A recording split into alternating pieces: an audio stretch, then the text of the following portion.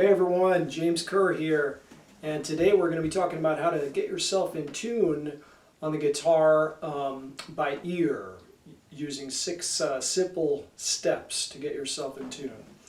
Alright, so firstly, why do we still need to get ourselves in tune by ear when the tuners and tuner apps are so readily available these days? And the answer is simple, and that is training our ears to recognize when we are out of tune is totally critical as a musician or as a music student, right? So being able to recognize when you're out of tune and thus be able to remedy the situation, and then also being able to train your ears to recognize when to pitch match, to recognize when a note is flat, when a note is sharp. So we call, if you're too low, we call that flat.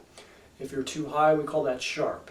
But training your ear to recognize those differences is absolutely fundamental for any instrumentalist. All right, and we can develop that skill by getting ourselves in tune using our ears every day. So it's not that you can never use an electronic tuner or a tuner app. We all do. So by all means, have a tuner app, but you need to get your ears in the act and start to train your ears to recognize, to pitch match, and to be able to tell the difference between two pitches when one is flat and one is sharp.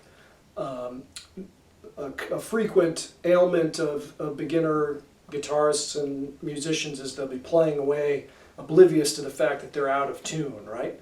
So you can't be totally reliant on the tuner and never be using your ears and then expect to still sound good, right? So you have, by tuning ourselves by ear, we're gradually training our ears to more readily recognize when we're out of tune and thus improve ourselves as musicians, all right? So very, very important to be able to tune yourself by ear and not be totally over-reliant on using a tuner. All right, so let's get right to it. So the first step is to get the 6th string in tune.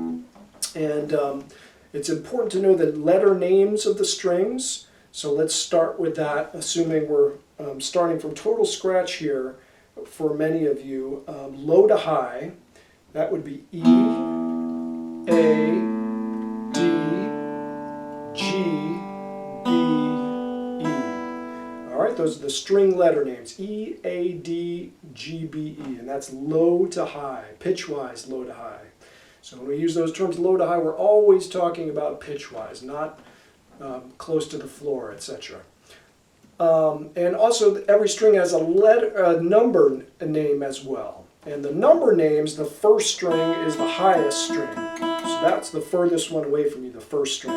First, second, third, fourth, fifth, sixth. All right, so the letter names low to high, E, A, D, G, B, E.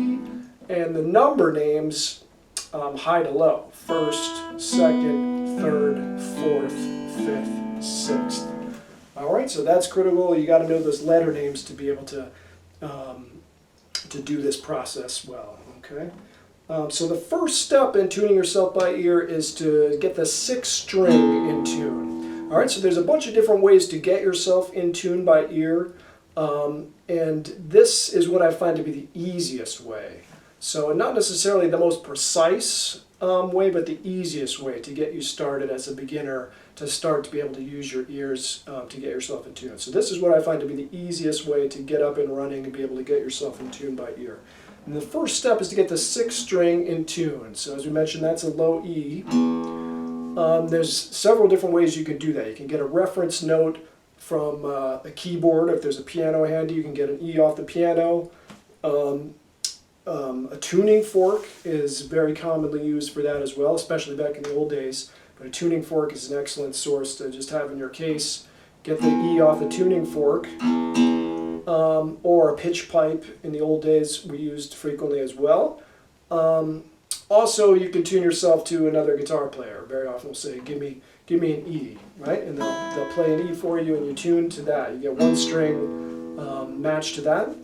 If you don't have any of those readily available, then you use your ears as best you can to get that 6th string E in the ballpark of what's sounds like in tune to you. The most important thing here is that you're going to be in tune to yourself.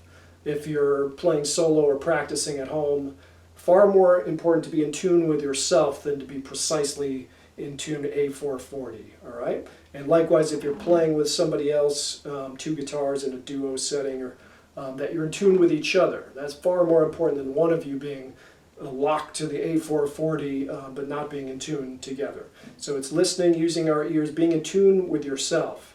So even if that 6-string E isn't in perfect A440 hertz is the international pitch standard, but if it's not precisely on with a tuner, that's okay. The most important thing is you're going to be in tune with yourself. All right, so you get that 6th string in tune as best you can. Make sure it's not too floppy. If you got no reference note, make sure it feels and sounds as best as possible to your ears. All right, and then what we're going to do is press down, and then essentially what we're going to be doing is tuning each string to each other one at a time, so everything is built off that first E 6-string open. All right, so then the next step is you're going to press down the 6th string on the 5th fret. And you never need to count up frets on the guitar, just use your side dots. So most all guitars have side dots. This guitar has a 3, 5, 7, 9, and a double dot on 12, which is very common, especially on electrics. Unless it's a Spanish classical, there's probably side dots. Use those, right? So you never need to count up frets, just glance down. I can see that right on the dot is 5. So what you're going to be doing, assuming you're a total beginner, is pressing your fingertip right on the 6th string at the 5th fret. And it should sound like this. It gives you the note A. Alright, but making sure you're not pressing on the metal to the sides, you're pressing always in between the metal when we're pressing down on a fret. Alright, so we press the 6th string down at the 5th fret, which sounds like this. And then while that's ringing, you're going to pick the 5th string open. Open, of course, meaning you're not pressing anything down. Alright, so what you're doing is comparing those two notes and listening for whether they match. And those two should match if you're in tune. So 6th string, 5th fret, pick that one, then pick the 5th string open, and they should match. Alright, because that is the note A. The 5th string open, as we just mentioned, is A. So those two should both be an A. They should match. If they don't match, then you're going to adjust the 5th string tuner. Don't change the 6th string tuner. That's what we're tuning the 2nd note to. Alright, so as you're doing this process, always the 2nd of the pair is the one that you're actually going to make the adjustment to. The one that the open string is the one you're actually going to be tuning. Alright, if you change that 6th string, you're just going to knock the whole process out of tune. Alright, so it's always the 2nd of the pair that we would actually be turning. Alright, and then it's also important to note which tuner goes to which string if you're totally new to this. Alright, so on a standard headstock like this, 3 per side of the headstock, the 6th string tuner, notice, is the one closest to me on the top side of the headstock. The 5th string, the one we would be tuning right now, is in the middle, so point to that on the middle of the top of the headstock. 4th string is the furthest away from you on the top of the headstock. And then the 3rd string would be the furthest away from you on the bottom side of the headstock, etc. 2nd string in the middle of the bottom of the headstock.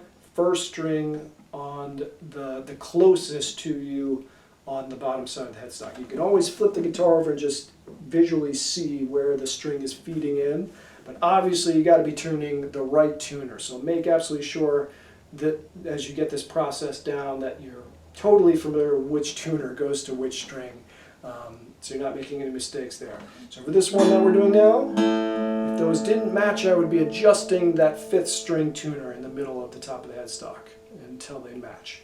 Alright, and then assuming those two match, which they do right now, you go on to the next step, and that's going to be exactly the same process, but now we're pressing the 5th string down on the 5th fret, which sounds like this. Same fret, right on the 5th fret, but now I'm on the 5th string.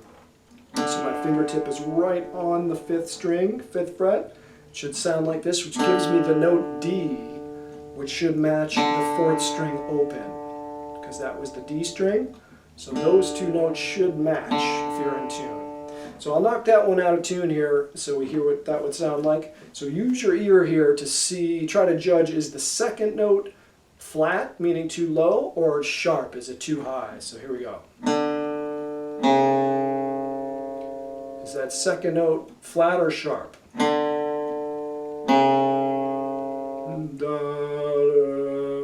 The second note I can hear is very flat, right?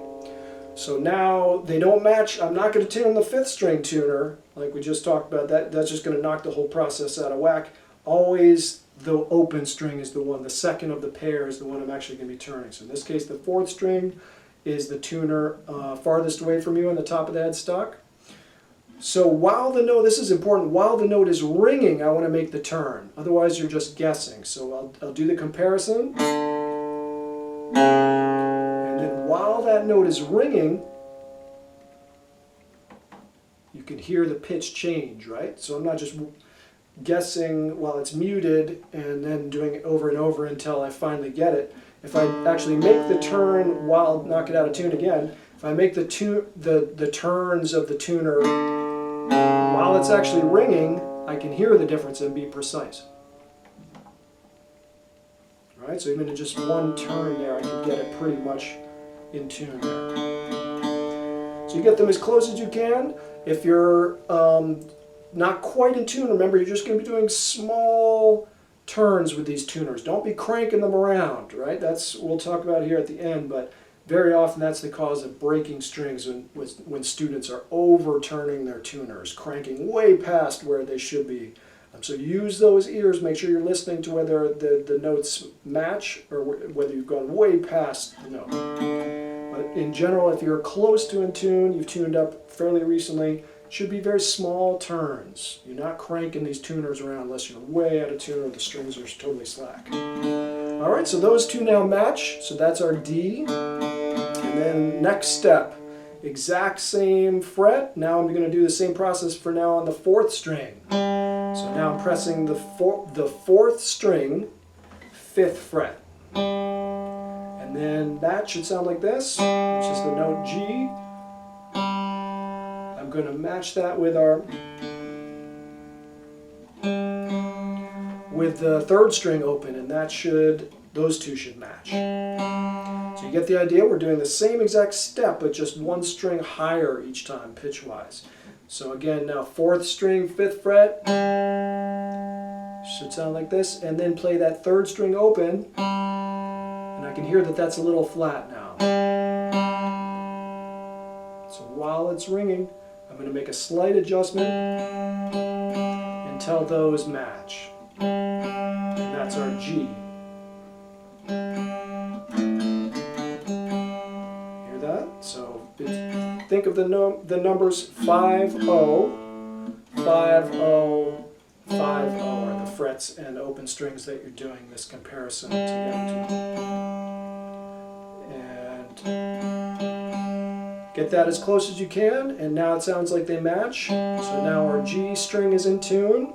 Next step, and this is the only one that's different, is the third string. So for this one, you got to go down to the fourth fret on the third string to get that B, which should match the second string open. And I can hear that that's a little off, so I'm going to tune that second string open. Notice the second string tuner is in the middle of the bottom of the headstock, if you've got 3 per side. So while they're ringing, or while the second one is ringing rather, I'm going to make that adjustment until they match.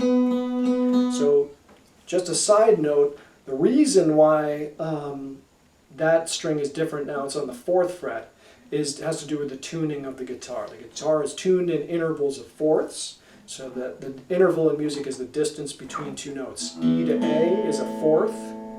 It's 4 notes apart, E, F, G, A. There's no H in music, we go back to A, right? The distance between A to D is a fourth. A, B, C, D. The distance between D to G is a fourth. D, E, F, G. But now look at the distance between the G string and the B string. G, A, B is a third, a major third. So the interval is different between these two strings on the guitar, meaning they're closer together in pitch. So that's just a side note. That's the reason why this is on the 4th fret. A lot of people wonder that. That's just a side note. If that's confusing, don't worry about that.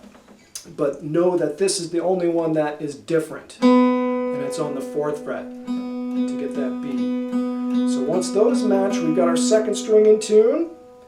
Then last step is to get the 1st string in tune. We do that by pressing the 2nd string. Now we go right back to the 5th fret where we were for those first 4. So now the 2nd string, 5th fret should sound like this. And it might take you a little while to coordinate the two hands to make sure that pick is on the same string as your left hand, or if you're using your fingers, making sure that your finger is picking the same string that your left hand is. So this will take a little practice to get smooth at, but every time you do it, you'll get a little smoother and faster at this. But that's what it should sound like if we follow the steps so far, and we're on the 2nd string, 5th fret, right on that dot, 5th fret. That should match the 1st string open, which brings us back to E. And it's a little flat, so I'll bring that E string up. Let me knock that one out of tune a little bit as well, so let's use our ears here. So, knock it out of tune here. Is the 2nd one higher or lower than the 1st one?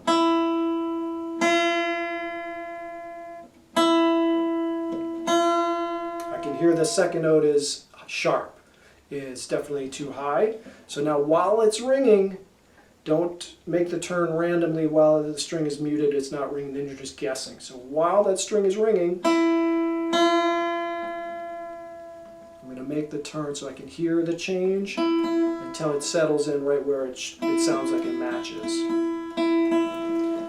Alright, and those are the steps to now you are in the ballpark, at least, of being in tune. And then you can kind of go back and recheck. It takes some tweaking to be perfectly in tune, but I can hear when I play a G chord that I'm basically, it sounds good to me. It sounds in tune now.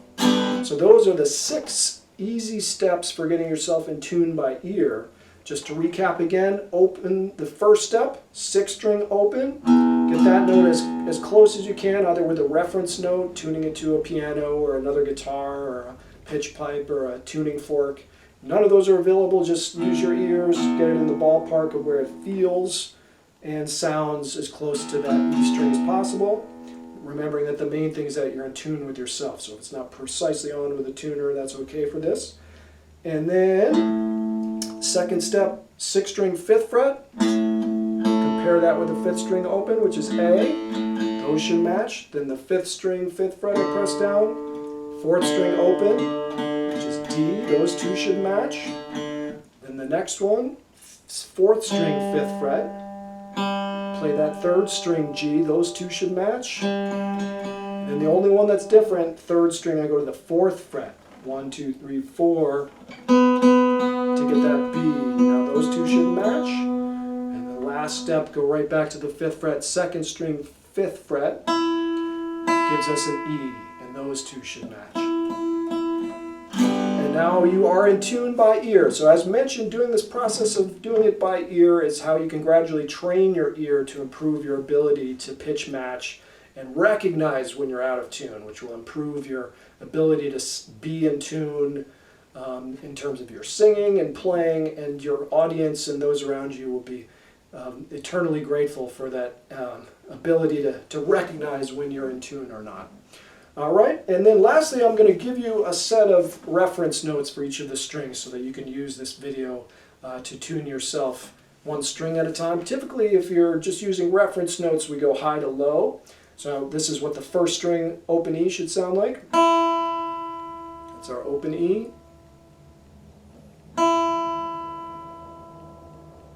2nd string, B.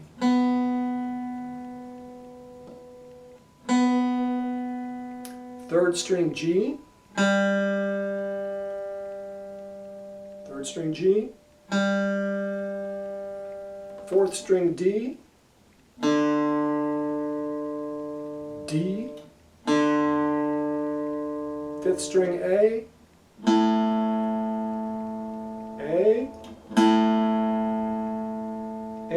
6-string E.